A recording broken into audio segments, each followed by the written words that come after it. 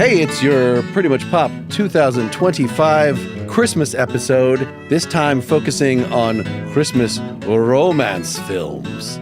You know, you probably know the Hallmark, the Lifetime formula, but it has become a wider thing. Netflix has done a ton of them. They're on other channels as well. This is Mark Linsenmeyer. I'm just stopping in town for a couple days. I can't stay for Christmas. This is Al Baker, everybody's Christmas prince. I'm Sarahlyn Bruck, and I enjoy twinkly lights, decorating a Christmas tree, snowball fights, and a hunky guy wearing a flannel shirt as much as the next person. This is Lawrence Ware, and I cannot wait to go back to my big city job. Oh, wait a minute, they let me go. I now have to move to the small town. I'm not going to fall in love with this person. I can't fall in love with this person. But you know what? I cannot resist falling in love and kissing on Christmas Eve as snow gently falls down to the ground. I mean, I guess sometimes there is a husband, you know, a boyfriend in the big city that the woman is leaving, but never like a whole, like you learn like, oh, this is a mother of four, but she has decided that she's in love with the small town life. It's always the guy who has a kid or two, but not her. That's true. It's never the woman. That is a very good point. And I didn't know that many dads were like single dads out there in these streets. It's kind of strange. Often they're widows. That's right. They are widowed all the time. That's true, because they've never done anything wrong in their life. And the plot you were describing to me, Lawrence, I don't know if it's based on a real movie, but it seems fairly high stakes. Like I don't remember many things as upsetting as somebody getting fired. No, many people have gotten fired, and that is literally the plot of 85% of these movies. And trust me, you know, spoiler alert to the people listening, I freaking love these movies. Like, I love all of them. I watch them constantly during the Christmas season. I start watching them before Thanksgiving. That's how much I love these movies. And so I am very astute. I am prepared for this conversation. I'm ready to go. This is your turf. This is me. This is all me. I know we had said, look, it's this thing that Hallmark created, Lifetime created. I had a hard time even getting a hold of. I realized this morning, like, I guess my Samsung TV that comes with a bunch of streaming channels that, you know, you just avoid because they have commercials. They probably have a Hallmark channel that I could have just been watching these streaming. And I think that is where I had Laura Osnes of Broadway fame as a guest on my music podcast. And she had done a few of these movies with Hallmark. So I watched, I can't even remember which of them it was. A Homecoming for the Holidays. Geez, these things have such freaking terrible generic names for the most part. Oh my gosh. I need you to put some respect on the names of these movies. Like, I am not going to sit here and let you defame. The generic name is part of the charm of the movie. My daughter has been home for a little while after graduating, and she and my wife were very much game for watching not the worst. Again, I had to like look on. I see that Disney, I guess, owns Lifetime and Hallmark at this point. At least that's the impression I got. I wasn't aware of that. That's the impression I got from the Family Guy spoof of these types of movies that just came out. That they were throwing around Hallmark and Lifetime in such a free way that I thought Disney had bought up all this stuff. Somebody can confirm that for me. So I ended up just watching mostly stuff on Netflix the women in my house actually wanted to watch. Sure, that's why you were watching it. Of course you don't want to admit to the fact that you were watching it because you wanted to watch it. Of course your daughters and your daughter and your wife made you watch it. Mark, just be who you are, man. Come out the closet, be who you are, be yourself. It's okay to say that you enjoy these movies. I had a little bit of a Scrooge sort of experience in being resistant. And then your heart softened. And I'll tell, I had a specific one actual Lifetime movie that I watched that I will get into later, but I want other people to give their sort of background with this. Sarah, where are you at? I have to say I don't have much of a background with these movies. So this is new territory. This is territory I have actively avoided. And it was probably for all of the reasons that you would assume, that I'm snobby. I'm not in middle America, I guess. I don't know. You snobby? I would never say that. You would never say that about me? Okay, that's good. But I get why they're popular. And actually, it turned out to be kind of good timing for this because my kid had her tonsils out on Monday, and we ended up watching a couple of these movies together, and it was really fun. So just like Mark, like watching it with like a 21-year-old kid is actually a really good time. And I even fell asleep for 20 minutes last night in front of one of these movies. Not only did I fall asleep, I was drinking a glass of red wine. I was actually so in the zone. I fell asleep for 20 minutes. I woke up 20 minutes later. I knew exactly what was going on. I didn't, it was, these movies are so predictable that I knew exactly what was happening already. And it was just kind of delightful. And that's part of the charm. Yeah, I agree. That's part of the charm. That's exactly right. So I would not besmirch anyone's joy in watching these movies. I get it. I totally understand why people love these movies. I don't know that I need to watch a bunch more, but I understand why people really, really love watching these Christmas movies. Like Sarah, I've got no history with these movies at all because I rightly thought that I wouldn't like them and they'd have nothing to offer me. And I've watched a few of them and I was completely right. They're all real bad in terms of what we usually look for in a movie. They are. They really are. I promise, Lawrence, I'm not trying to pick a fight, but they are bad movies in terms of what we usually look they for in a are movie. bad. They are bad, But yes. I was fascinated by a couple of key questions. The first is what the genealogy of exactly this kind of movie is, because it seems like they're suddenly everywhere, and the formula is so tight. It seems like suddenly everybody landed on the same exact formula for making these kind of movies, and there are hundreds of these things, and dozens of them get made every year, and it's just perplexing to me why that's the case. And secondly, I was really curious about the economics. Like, how is it a good idea economically for Hallmark to make dozens of original TV movies every year? Like, how does this make sense as a business? And after having watched a few of these films, done some research, I still don't like these movies at all, but I do respect them an awful lot more than I thought I would do. Like, the conditions under which these people are making these movies is insane. The kind of budgets they're working with are minuscule compared to anything that you'd see in a movie theater. But what comes out is it's never good, but it is always like solid 4-star material. And that's something that you can really, really respect. And it fulfills a really particular kind of function as a product, which Sarah kind of alluded to before, but I'd like to talk about a bit more. None of those functions is being a good movie, which is even more interesting. Like, they don't have to be good movies in order to do what they need to do. And that alone makes them really fascinating to me. But they're all bad. And I didn't enjoy watching any of them really. Is that 4 out of how many stars, Al? 10. I looked at it, no, you're right. Because 4 out of 5 would have been atrocious.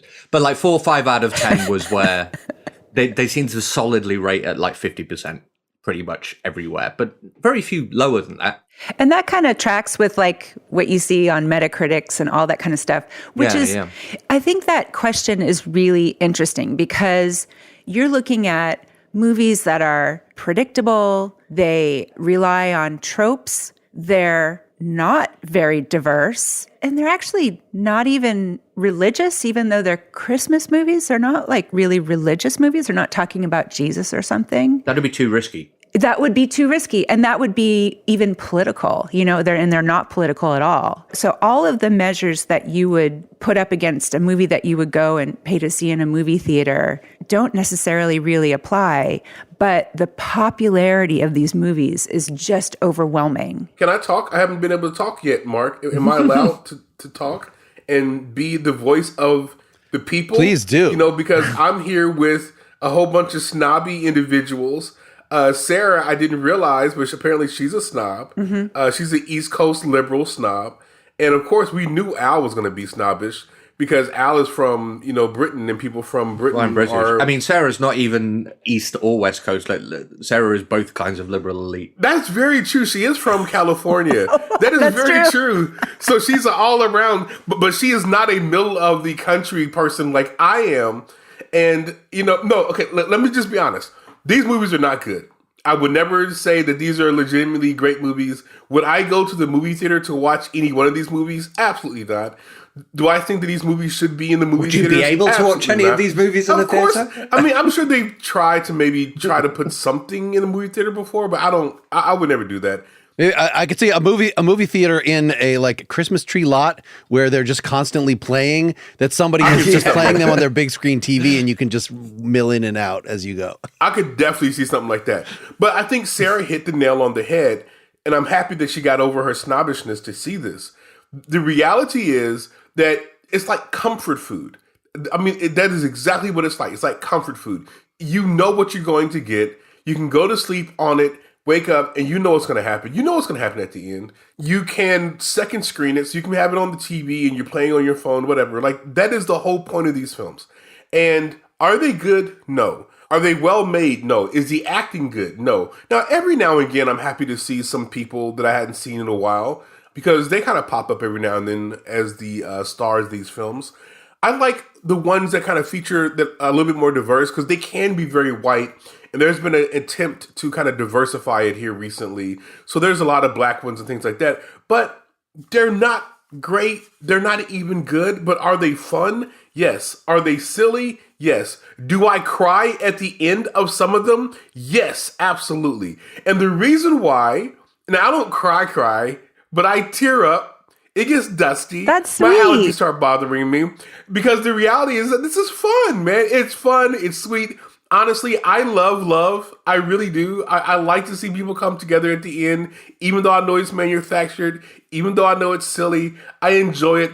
And Christmas time is the time of where things like this can happen and it's fun. So, I mean, look, I've been watching these movies for well over 10 years. I was there when it kind of got started, and then there was like an explosion of these films everywhere around 8 or 9 years ago. Well, maybe 7 or 8 years ago. It just exploded. And Hallmark is still kind of the gold standard, but you saw that Netflix is trying to tip its toe in it. And you saw that places like Amazon, they're trying to, because the popularity is there. They're very, very cheap, and they're very watchable, and people love watching these movies.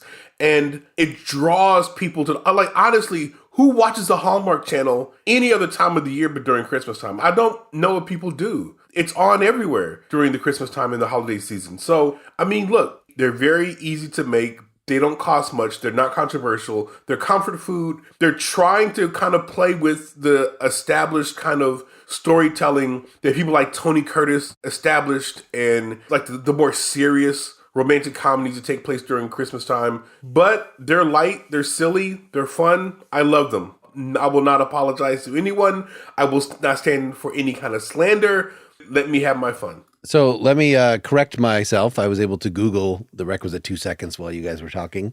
So I was thinking that Disney owned Hallmark because of this Family Guy thing, which I think is very instructive. It's a comment on exactly what we're talking about. And the title of that is Disney's, Hulu's, Family Guy's, Hallmark Channel's Lifetime's Familiar Holiday Movie.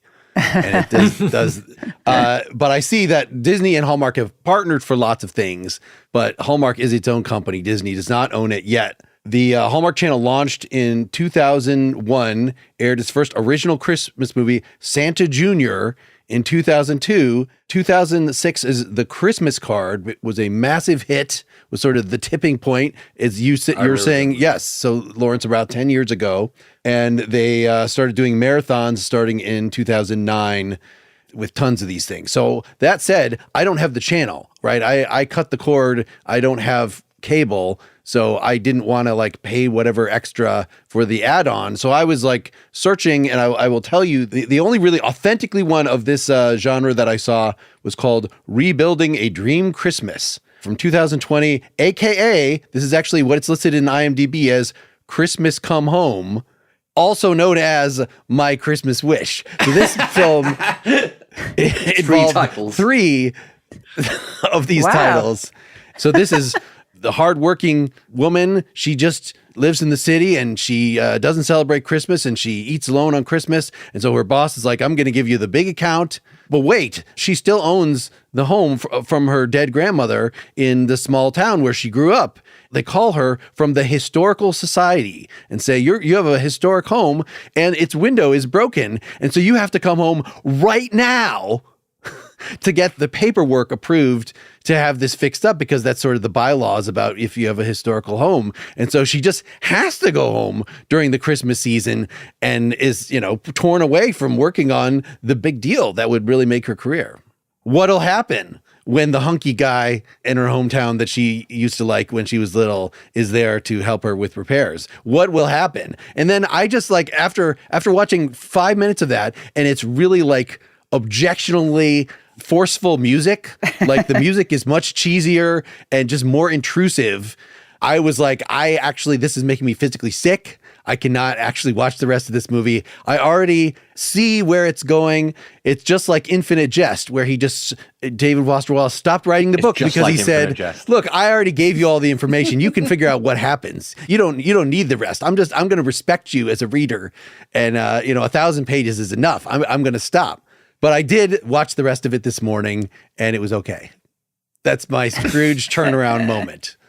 Well, I'm happy. Oh, by the way, I misspoke. It wasn't Tony Curtis. It's Richard Curtis. That's the guy who did Love Actually. Yes. But I saw that movie when it first came out, Mark. Whoa. And it was delightful. It's delightful. It's a delightful little ditty. And you know where it's going. You know what's going to happen. But that's the whole point. Like, you want to know where it's going. Like, because you don't want to, like, be doing something and it's on in the background and all of a sudden someone dies and it's a big twist and there's a big mystery and you got to pay attention now. Like, that's not what you want during Christmas. You're making cookies, you're making pies, you're making whatever the hell that is that Al said that British people make during Christmas time last year. Black I don't pudding. know what it's called. Yeah, that whatever that is. Figgy pudding. Whatever Mince the hell pies. he said. Mince I forgot pies, what that it was was. it. Yeah. I've had my The mince pies hollowed out already this skulls of my enemies. and you don't want to have to pay attention, but you want to look up and be delighted and be in the Christmas festive spirit, and the movies do that. That movie clearly falls into one of the key subgenres, which is the... There's subgenres? No, I think there are, because I wanted to... Yes, there definitely one are. of my movies, well, like 1.5 of my movies fits that subgenre. The first one that I watched, which I think was also my favorite, was The Christmas Inheritance, which is a kind of spin on the city woman goes to the rural hometown thing, because this is a feckless, spoiled socialite who needs to learn hometown family values so that she can take over the family business. And then, of course, she goes home, meets one of the guys who has turned up for the last 2 seasons of The Office, who's the slightly damaged local boy with a heart of gold, and the rest of the movie plays out. But then another one of the movies I watched was A Christmas Prince, and that's another real firm subgenre, which is Christmas royal adventure stories, either with or without a twin switching That's kind of motif. a good point. That's optional. Interesting. But are there any other kind of key, that in terms of what we've all watched recently, are there any kind of other subgenres that people noticed? So Jake Lacey, not just from The Office, from the douche on White Lotus season 1, is the Yes, So this is one of the Netflix. This is not a pure Hallmark thing. Yeah, this is a little bit more highbrow. Yes. No, Yeah, this is a little bit more pretender. It's highbrow. also Yeah. it's more of the definitely, like, they had high resolution cameras. They had maybe 2 weeks to write the script. Yeah. It was, No, you guys are laughing. I'm serious. Like, normally they have like a week or two. Like, honest, a week or a couple of days. Yeah.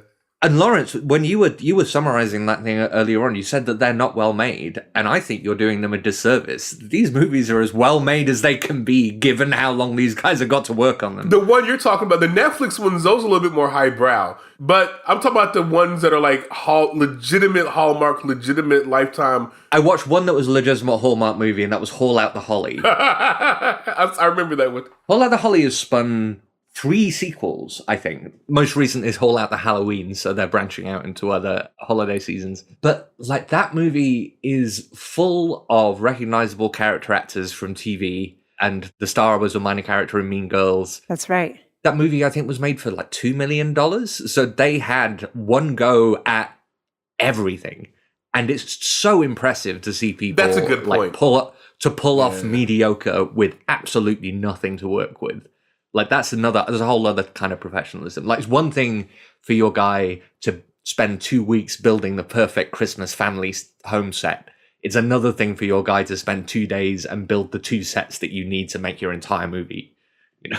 It's a whole different kind of skill. Let's do our ad break. It's time to talk about Rula. Are the holidays getting you down? Is life in general getting you down? Do you maybe want to deal with those lingering issues that are getting in your way? Maybe it's time at last to try therapy or get back to therapy. Our sponsor, Rula, provides an easy way to do that.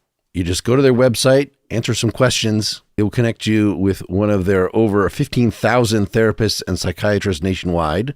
You will schedule your appointment right there in the app. Maybe as soon as tomorrow. You will have your session over the internet from the privacy of your own home. You don't even have to get dressed. And best of all, Rula partners with most major insurance plans. So if you have insurance through your employer, through Obamacare, through your parents, the average copay is going to be $15 per session.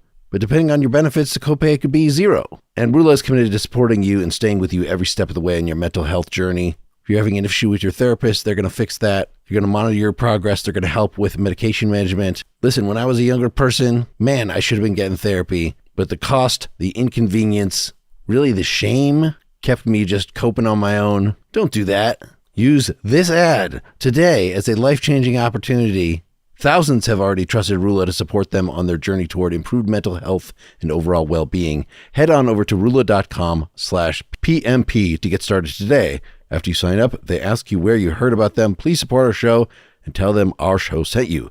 Go to rula.com/PMP and take the first step toward better mental health today. You deserve quality care from someone who cares. I would like to tell you about Masterclass. Masterclass is a website. It's an app which you can experience from your phone, from your TV.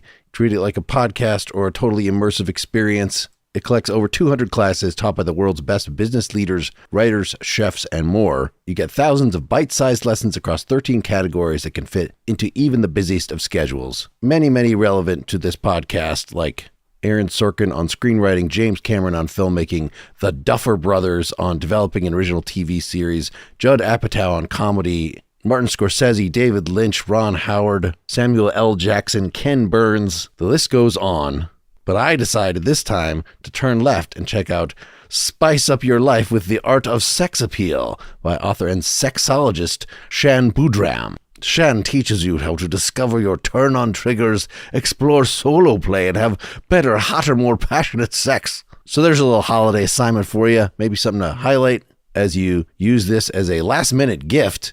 Seriously, I've gotten a lot out of Masterclass classes over the years. They're something that every member of your family will enjoy. Plans start at $10 a month, billed annually, and there is no risk. Every new membership comes with a 30-day money-back guarantee. See for yourself why one Masterclass member says, "This is by far the best money I've spent in a long while." Masterclass always has great offers during the holidays, sometimes up to as much as 50% off. Head to masterclass.com/pretty for the current offer. That's 50% off at masterclass.com/pretty. Masterclass.com/pretty. You think about the production design on these movies because they are designed to be on in the background, you know, in your living room as maybe you are decorating your own Christmas tree or whatever, or, you know, looking at your phone. But the production design has like every single room in their fake houses is beautifully decorated to the T, so much so that they have these huge trees. They have these gigantic ornaments hanging from everything. The outside lights are all on. They even have lights like in their bathrooms, in their kitchens. There's all this Christmas paraphernalia lying around. None of it, again, smacks of religious stuff. It's all trees and ornaments and presents. It's not angels or manger sets or anything like that. It is so specific. It looks like the inside of Crate and Barrel during the holiday times, you know, but it's like times 100. And I cannot believe, like, with the budgets that they have, just like you said, Al, I totally agree. I am actually pretty wowed by what they can come up with the budgets that they have. And my guess is because of where it's filmed, I think many of these are filmed up in Canada, that they're probably reusing a lot of this stuff, is my guess. I haven't seen enough of these movies, honestly, to actually know, but my guess is that they're reusing a lot of the same sets and stuff. Same sets, same scripts, same... It's not the same script. Swapping out the actors from 90210 with the actors from Full House. Is it the same ski lodge that is used for, you know, many of these films? Yeah, I particularly with Hallmark, I've noticed that they tend to reuse the same locations. Honestly, legitimately, Sarah, I've noticed like a Christmas tree being reused. Like, really? It's almost, yeah, I've noticed it. Because there was one Christmas tree that was very, very noticeable, and it was very unique in the way that they decorated it. And I saw it in another movie. I was like, yeah, I've seen that before. You know, so yeah, I've seen that. I can't tell you what the movies were. Back in the 30s, 50s, in Hollywood, they had like a system where they would churn out these movies back to back to back, reusing sets, reusing whatever. And it's very similar to that, I bet, with these Christmas movies. Like, it very much feels like there's a whole system there. There's a group of people who are in a room writing these movies. There's another group of individuals that they use consistently to direct these movies because they have a same kind of feel. There's never anything different about the direction, kind of a bland kind of direction. The Christmas decorating is always the same. And, you know, it doesn't matter if it's actually cold or there's actual snow on the ground. They very easily kind of put this fake snow in. So I definitely see like a system in place to make these movies. But as I said, I don't mind them. I don't mind them with the old noir movies that reuse sets. I don't mind them with these movies. It's important for these movies that they're not interesting or creative. If you've got 2 weeks to shoot your TV movie, you just can't afford to do anything that might end up in you requiring reshoots. Like, you can't get coverage to make any interesting edits. You can't let the actor have 3 takes to work out what they're going to be doing. It is really fascinating. It's just like we were saying at the beginning, like the usual yardsticks by which you would judge an output just don't apply. It's got to be, but it's such meticulously crafted mediocrity, and it's absolutely got to hit all these points. And if any of them were more interesting, then they would be failing at what they're doing, at what they are. That's so true. Because, I mean, if you imagine like, you know, a director coming in with a point of view, that's just not going to work for this style of movie. And even like, I tried to kind of mix it up. So I watched Champagne Problems on Netflix, which is, you saw that too? That's the new one. So I watched mostly new movies. And that's the one with Minka Kelly. She's, you know, high business exec going to France and falls in love with the son of a champagne magnate. And that one seemed kind of on the higher end of things. It seemed like it was shot really well. But again, it didn't really have much of a point of view, but it looked like it had more of a budget than some of the others. And it wasn't terrible. No, it wasn't terrible, you know, and I'm glad that Minka Kelly is getting work. You know, it was nice to see her. But I saw 2 Lifetime movies. One was Christmas on the Alpaca Farm, which had no one I recognized in there. And I just thought, this looks like a very middle-of-the-road Christmas movie. I don't know that one. Deep cut. You stumped me with that one. Okay, that one was bonkers. So it has, again, the lady who comes from New York City. She's a fashion person, and she makes sweaters. So she makes these sweaters that are made out of alpaca wool. And she goes to the place that makes the alpaca wool. And what I was kind of delighted by is that they had actual alpacas in the movie, this really cheaply made movie. And it was maybe the cleanest farm I've ever seen in my life. And of course, she has, you know, the very loyal best friend who just wants her to meet somebody nice. And she's got the high, you know, the big career. She lives in New York City, you know, and then she's got this guy who literally works on a farm in the middle of nowhere. And it's very snowy. And everybody wears the best sweaters you've ever seen in your life. Like the color coordination. I was like, oh, chef's kiss to the color coordination. I mean, every single shot looked just like it was absolutely mapped out, which I'm sure it totally was. But anyway, so that one was kind of hilarious. And I didn't see any actors in there. And maybe they had done stuff. I did do a quick search on the actors who were in that, and they hadn't really been in anything very prominent. I was expecting to find somebody who was, you know, on One Tree Hill or something, but I didn't. And then the other one I saw was a Carpenter's Christmas Holiday, which did have some named characters. I can't remember their names right now, but it was almost the same as the alpaca farm, except you just sort of swap out the alpaca farm for a guy who makes stuff out of wood. And otherwise, it's the exact same story. And it had basically the same budget. It had, you know, this chaste kiss at the end. It was, you know, nothing super sexy. And then I also watched on Hulu, Joy to the World. And that one was fun. I watched that one with my daughter, and that's about like a Christmas, like an influencer who makes up, you know, she's a single orphan who is an influencer, and she makes up like she has like this whole family with kids, and she does all of this Christmassy stuff when in fact she's a big fake. And of course, they want to go and film her in her house with her, you know, so she has to make up a fake family. And of course, she falls in love with Chad Michael Murray, who poses as her husband. You know, there's these ridiculous plots. That one didn't look like it was It looked like it was probably more expensive than the Lifetime ones, but less expensive than the Netflix ones. So Hulu's got some money to burn. I wonder if even the Lifetime ones, because it's been so successful now, like the one you mentioned, Al, I thought was from 2022, and it seems like it maybe has more budget, that it is not as thoroughly mediocre as the ones when Hallmark was just sort of creating this thing that was going to be its brand, with as low a budget as possible. I mean, I really hope not, because Call Out the Holly is an absolutely dire movie. So if that represents... I'm just trying to look at what the budget is, because... Who looks for the budget of Hallmark movies? And you got your strange. One thing that I do think is interesting is how sexless almost all these movies are. Yes. While simultaneously being very romantic, or at least like trying to be romantic. Because you want to be able to watch these movies with your kids and whatnot in the holiday season.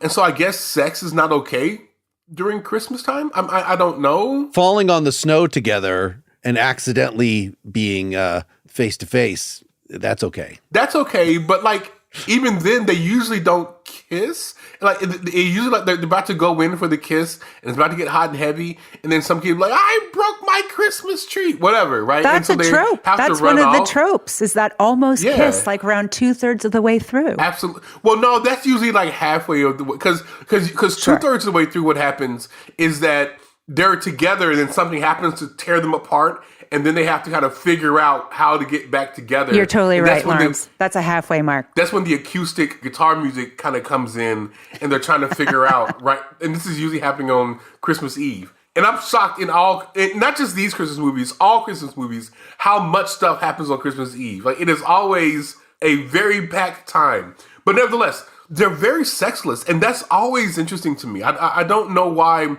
I'm not saying you got to show sex or anything, but like even a cutaway scene where they might have gotten it on, they don't even do that. That's always interesting to me. It's a part of the safety, the mandated risk aversion. The whole system only works because every movie is guaranteed to get a particular rate of return in terms of the audience that they can guarantee. If you do anything that's going to jeopardize that audience share, the whole system falls apart. You've got to make sure that nobody is going to mind sitting through these films. I mean, that's right. But when you think about the Christmas movies that we love, Christmas Vacation, Elf, Love Actually, there's sex there. No, you're right. But nobody loves these movies in the same way. They're not designed to be loved in the same way. I keep thinking about Christmas crackers, which serve a similar kind of social function around Christmas time. They're a lowest common denominator thing, like the jokes in a Christmas cracker, lowest common denominator. They're supposed to make nobody feel bad is one of the huge motivating factors of a lot of Christmas rituals. Nobody's gonna mind it, nobody's gotta feel bad. And you can't take any creative risks. You've got to have grandmothers in New York and grandmothers in Oklahoma have both got to be able to sit through them, and dads have got to be able to ignore them. It's got to be for everyone, and that means it can't be for anyone in particular. I'm sure there are people who genuinely love these films, but they are... Yeah, you're talking to one, sir. But not in the same way, right? You like No, Elf not in more. the same way. Yeah, no. Yeah. Can I ask a related question? So it was one of the charges of the Family Guy thing that they were, especially in showing it in certain parts of the country, that they were very sparing about including any black people. Yeah. But I didn't notice that on the newer ones, on the Netflix ones, even on the one that I mentioned. It seemed like they had gotten the memo about diversity and that was all fine. Lawrence, in watching these older ones, did you notice, which would make it even more surprising to me because there's so many things that we watch that you're like, there are no black people involved in this at all, so I have no interest in it because it doesn't. So do you like these older ones despite this, or is that just not something you've noticed? Okay, for the record, it's never because no black people are involved, I don't like it. Like, there's plenty of movies and stuff that I watch that have no black people, and I still enjoy them quite a bit. Casablanca, well, I guess there is a black guy in there, but Casablanca being, those kind of films being hallmarks of that. However, I will say yes, and originally when I watched these movies, because it's not just the lack of black people, it's the lack of any kind of diversity. Yeah. Like whatsoever, right? Even ethnic white people, there's just a lack of that, right? It would scare, what Al was saying about their target audience. This is our very narrow demographic that we are aimed at. And if we do anything to alienate them, if we do any sort of tipping our hat to specifically liberal values or whatever, we're going to alienate. So we really have to be more careful and conservative in this kind of movie than any other. Yeah. And it's not even liberal values. Like, there's not even a menorah. There's not like no speak of Hanukkah. Like it's very, and it's not even like an Italian Christmas, whatever, right? Like there's not, we're going to mass for Christmas. Like none of that is happening. Every now and then there's a church, but it's not geared towards a particular kind of ethnicity in any kind of significant way. So that did turn me off at first because I don't like blandness, because that's what this is. It's like very bland vanilla, not even like spicy vanilla bean. It's just like home style boring vanilla, right? And I don't like that. But as the years went on, they began to incorporate more distinctiveness, and I kind of appreciate that. And even though they oftentimes have, sometimes black people, they're not particularly black. Like it's hard to explain, but they could easily be white people, but they just happen to be black. And that does rub me the wrong way sometimes, but I don't bring my politics to my Hallmark Christmas movies. Because, I mean, I would hesitate to guess again that when whoever's writing the script is writing the script, they are not able to write for a particular probably not race of cast member. They're not going to be able to count on anyone in particular speaking the lines that they're writing. But it's also heteronormative. So you don't, I mean, they're starting to catch up. There are some stories about gay couples now, but it's very, very slow. Even as far as like class, all of the characters, at least that I've seen, were all very well off. They were either rich or they were one level below that, so it's people who have tons of money. So you're not seeing people who are also even specifically New York. Like you're not seeing somebody from Brooklyn, or you're not seeing somebody from Louisiana. You're not seeing that. You're really seeing people who are, or if they are from the South, it's sort of like a general South, it's very general so that you can appeal to, I think, the maximum number of people. No politics invoked at all. To be never specific enough to evoke anything difficult. No, but I also think too that despite the fact that this particular genre is very, very white, very, very classist, and also a little not homophobic, but it's very straight, a lot of people who are not those things enjoy this genre, which I think is really interesting because they're trying to make it basically like the McDonald's of movies. McDonald's is exactly the right comparison because it is efficient and focused and targeted and industrialized to the exclusion of the kind of value that you would traditionally associate with the product, like food or as movie. If you say they're not homophobic, I think it's probably textbook homophobia. I think they're literally scared to have gay people in the worlds that they're creating, which feels pretty homophobic to me. Yeah. It's obviously sad, but it's also not surprising. And maybe one of the most interesting things is because their trademark kind of tone and ambience is blandness and mediocrity, it's interesting that it kind of illuminates that what blandness and mediocrity amounts to in our culture is white, upper middle class, heterosexual, and that kind of boringness. But I will say an interesting twist that I've started to see here recently, particularly on Hallmark. I don't even know if you guys watch these movies, but they were huge. Last year was A Holiday Touchdown, a Chiefs love story that was last year.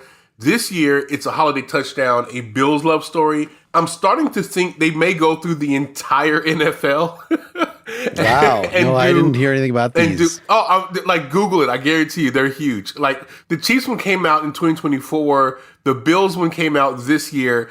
It's clear that the NFL saw that this was a market. You hit a guaranteed ad market every year. It's a great idea. Like the Chiefs stuff was everywhere. The Bills stuff was everywhere in these movies. Like they were clearly trademarked. And then oftentimes, in each one of the movies, actual NFL players popped up in the movie and were doing a terrible job of acting, but they were there. I'm telling you guys, like this is a real thing. This is going to blow up. We haven't really talked about these are so obviously aimed at women, right? It's on the Lifetime channel. It's but yet, trying to, it seems like what you're pointing at is like an obvious, no, this has gotten more well known. We can get actually men to sit through these things. Let's give them what they want. Let's give them some football players, something. Or do you think that this is still, no, the women find the football players hot or whatever? I think that's maybe I can get my husband to watch this one with me. Maybe, but I mean, I think you're misjudging this a little bit. Women are huge NFL watchers. They're big into football. Like that's a huge demographic of that. And so I think that they are just probably still geared towards women, but they realize that women are a huge segment of the population that watch these football games. They're just as passionate about it, oftentimes even more passionate about it than men. I think that they're gearing it towards women still. Do you think it's also related to like Taylor Swift, the fact that she's going to marry an NFL player? Nah, I don't think so. I was going to make a related point that the NFL are also, they're also a professional provider of hunks. Which is, kind of required in these movies. It's a slightly less generous read of how women are being pandered to in the making of these movies. Yeah, let's talk about the hot guy factor. So a couple of them another Chad Michael Murray one that I watched and I'd seen before actually, but I watched the whole thing is The Merry Gentleman, which is, I was telling you about this in the after talk, the Full Monty.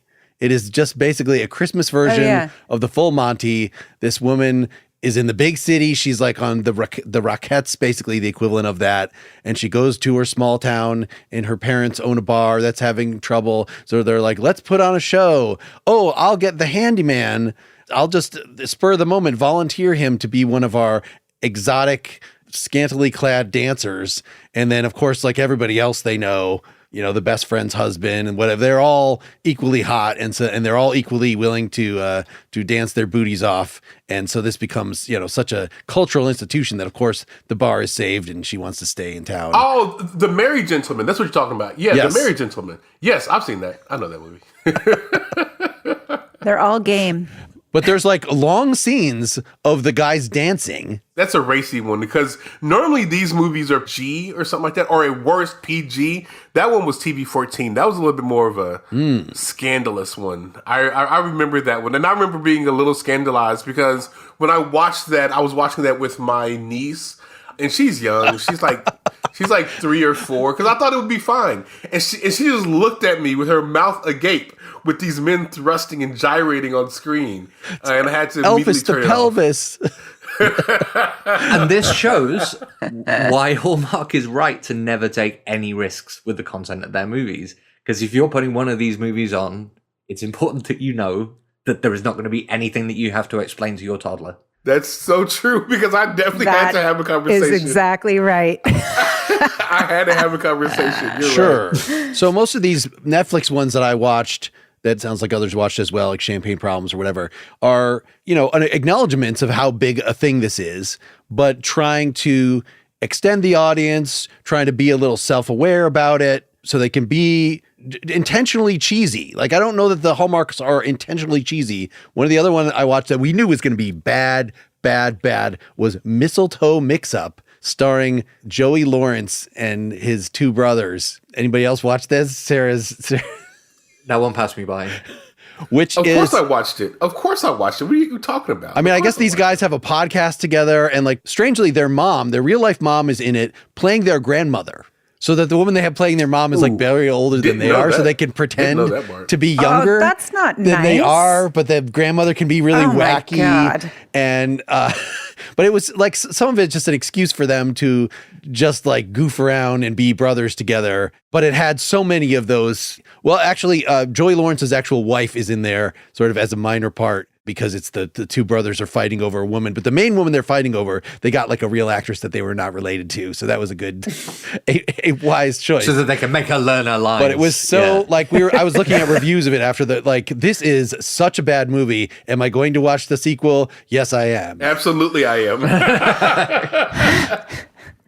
Oh, and Al, I didn't realize that Holly movie that you told me had a 3rd part, because I've seen the original, I've seen the sequel. I didn't know that they did the Halloween version. I gotta watch that. That just came out, hot off the presses. Yeah, I gotta watch that. I'm kind of, because that actress, she's in like, I want to say probably 75 of these movies. Her name's like Lacey. I can't say her last name. Yeah, the lead. Yeah. She's in a lot of these movies, and she's not good, but she's really like clearly professional. Like she doesn't need to do 2 takes on anything. She probably learns a line. Yeah. She hits the mark. She does great. That's the other one. So last night I was like, okay, we got one more shot. And so we watched Hot Frosty. Oh, I remember when that came out. Yeah, I did watch that. So it's the guy who plays the boyfriend. The fellow's name is Dustin Milligan, who is in his very famous show is Schitt's Creek. He's one of he's not in the family, but he's like one of the romantic interests in the family. Anyway, he's a hot snowman who comes to life, and hilarity ensues. And it's even got one of the guys from The Office. It has some good comic relief fellows, Joe Latruglio and Craig Robinson. Craig Robinson is sort of the, from The Office as the stern sheriff who's trying to bust this frosty fellow.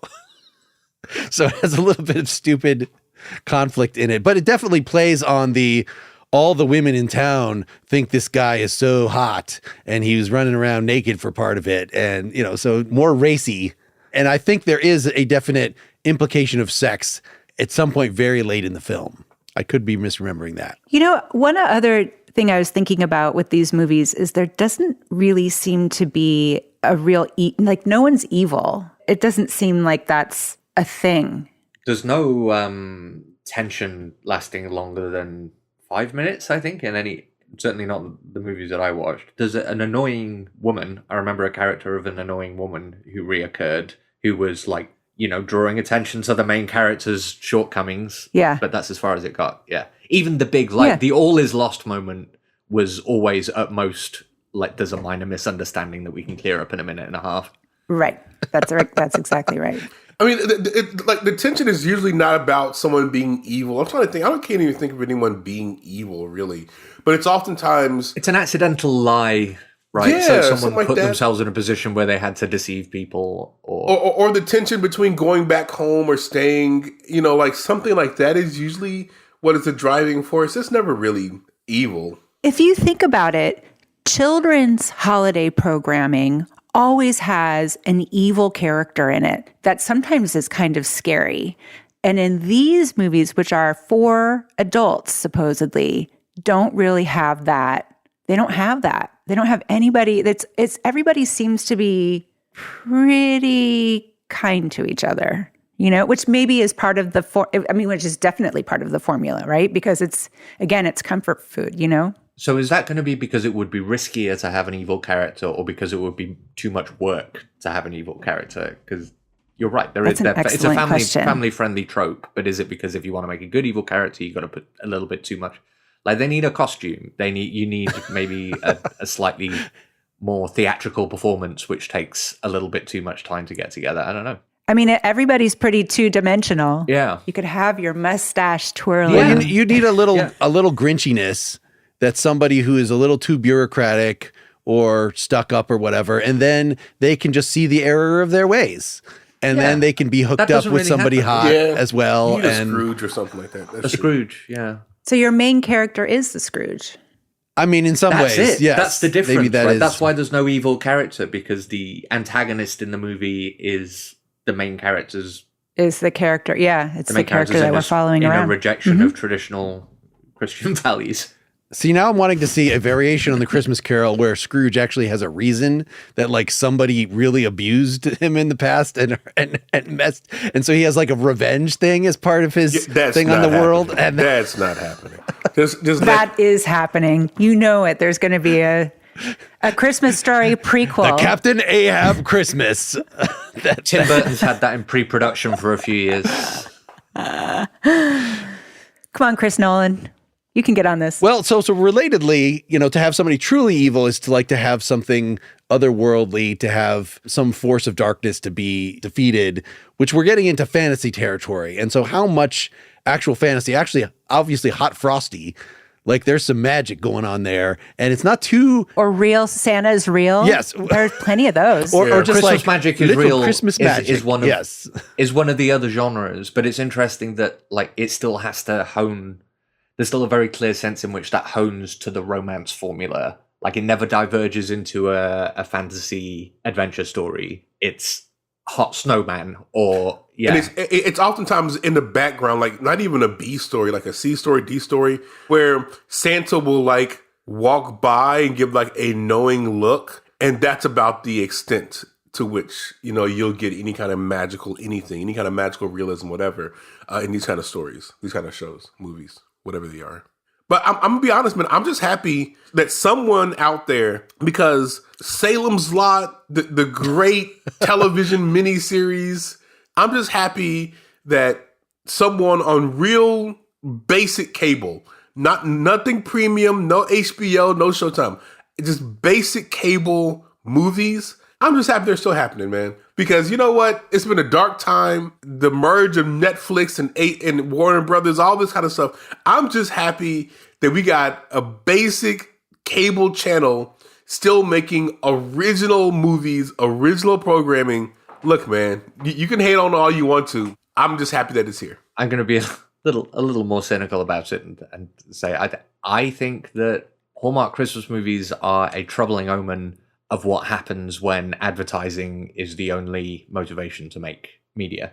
Because the only reason Hallmark movies exist in the way they do is to sell ads at a particular time of year. Without that, none of this would happen in this way. That's true. That's what enables them to make these. Man, I don't know. I mean, outside of HBO and whatnot, like that's what motivated most of the stuff that we watched that was made on basic cable or whatever. It was the advertising. I don't know if that's unique to Hallmark movies. That's true, but I mean, sorry, you're right to call me out on it. But in a post-streaming world where most audiences are diversified across streaming platforms, if on TV the only reason that you can make program is to sell advertising as opposed to subscriptions, and because the advertising revenues are shrinking so enormously across media, that's the only, I don't know, it seems like a troubling premonition of like I think we're going to expect to see many more of these kinds of genres of TV and movies. I think more of our stuff is going to end up looking like this. These movies aren't going anywhere. Yeah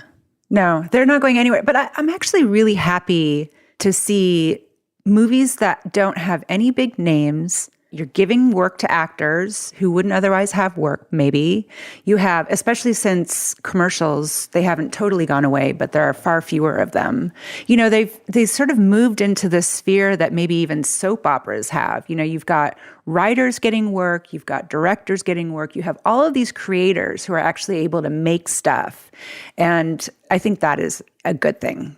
Even if what they're making isn't something that is quote unquote good. I mean, it's probably not what they want to be making, but honestly, you just kind of try to do what you can, honestly. And most That's people it. are just working people. They just want to make a living. Not everybody's Christopher Nolan. Not everybody's going to be Steven Spielberg. Sometimes you just want to make a living. And you're able to make a living with these movies.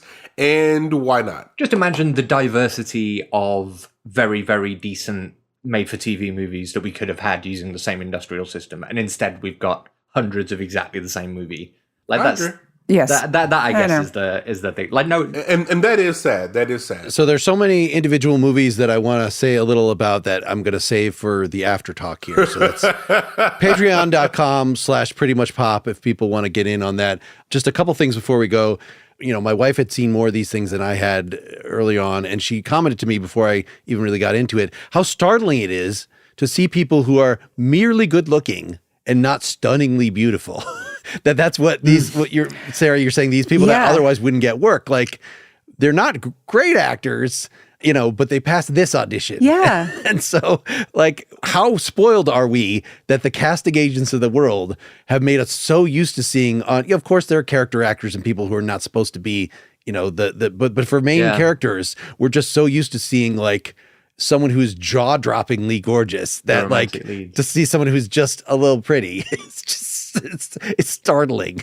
So I thought that was And is that part of the appeal? You know, that's, you can actually relatable. literally see yourself in these characters. or at least the popular girl from your school and not the Yeah, exactly. But again, just harping on the economics again, I just don't think it's going to be the most important thing when you're casting. Do you want the most beautiful person, or do you want the person that's definitely going to be available and has a reputation for like not holding up shoots and is going to learn all their lines? That's it. And is going to be in and out and do the job. And we'll say yes. I think we should each leave with a recommendation or two. So we talked about the gay thing. Single All the Way is actually something that now my family is watching yearly. It is, a fully gay on version of this, but has the it has a lot of the tropes, but it has some recognizable actors, including Jennifer Coolidge doing a very cheesy show stealing thing that probably she would not do now, because now after White Lotus, she is probably out of the budget of this kind of movie. And the other one is Love Hard, which hardly fits this category. It's more just a regular movie. Jimmy O. Yang, who's a comedian, is the main guy. It's sort of a catfishing story. I don't know if it was ever in the theaters, but it was, maybe more in the category of just like a legit good. Well, okay, I see it still has 6 out of 3 stars on IMDb out of 10. So it's not, maybe it's not actually good. All right. Any other recommendations from people? Lawrence, I feel like you have not pulled out a specific movie that was really notable from your vast history. I would say that probably the absolute number one best Hallmark Christmas movie I've ever seen is An Unexpected Christmas. Came out in 2020, 2021. So that one's really good. One that I really enjoyed is a black one. It's called Our Christmas Journey. That has Holly Robinson Pete, I think her name is. I love her. And she has a son with autism, and she's a single mother. So that one is a very black one. It's a little bit more, it's not like risque, but it tries to make it legitimately, authentically black, which is one that I appreciated. So those are 2 that I would recommend. I wouldn't recommend any of the movies that I've seen. Al, God damn it. But good luck to you. There's loads of them there. I watched, Come last year I on, watched man. The Holiday for the first time. That's a good movie. The Holiday? That's a good Christmas romance movie. No, The No, Holiday. the Holiday. Kate The Winslet. Holiday. He's not doing Hallmark. He's doing real movies. No. I'm saying watch a real movie. If you want to watch, Sure. watch a real movie. It's just as easy. Just watch the real one. I mean, well, then watch This Christmas. Watch Almost Christmas. Watch A Best Man Christmas. Like, if you want to do a real movie, then do a really good black one. How about that? Yeah, do a real. That's my recommendation. Watch a real movie. There you go. Sarah, any final thoughts or recommendations? You know what? Actually, I would say out of all of the ones that I watched, A Carpenter Christmas Romance actually had 2 very hot actors, and it was definitely it was one that was not terrible.